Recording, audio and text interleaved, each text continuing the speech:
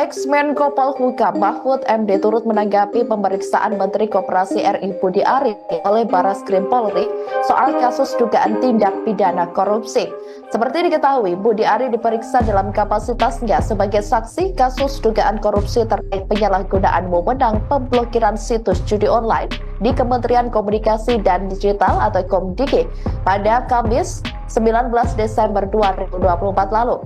Mahfud mengatakan pemeriksaan Budi Ari tersebut bukan hal yang terlambat dilakukan.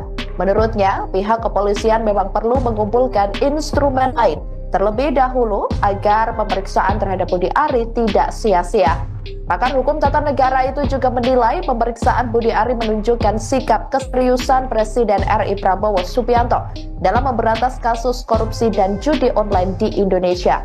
Ia mengatakan bahwa biasanya orang-orang yang paling penting diperiksa belakangan. Karena jika diperiksa awal, menurutnya orang lain yang diduga terlibat akan lari semua. Lebih lanjut, Mahfud MD mengatakan Budi Ari harus bertanggung jawab atas segala yang terjadi di lingkungan kementerian yang dipimpinnya pada saat itu. Meski demikian, Mahfud mengatakan biarlah hukum yang menentukan kebenaran terkait keterlibatan Budi Ari dalam kasus dugaan korupsi tersebut. Oleh Barreskrim, dan mudah-mudahan itu merupakan bagian dari proses hukum yang teliti. Artinya orang kan mengatakan kok terlambat ini. Enggak, menurut saya itu mengumpulkan instrumen lain dulu agar nanti begitu diperiksa itu langsung tidak sia-sia lah. Ada kemajuan-kemajuan. Menurut saya bagus Barreskrim gitu. Dan saya kira itu bagian itu dari sikap Pak Prabowo agar siapapun yang diduga terlibat itu supaya diperiksa. Dan biasanya orang-orang yang paling penting itu memang diperiksanya belakangan.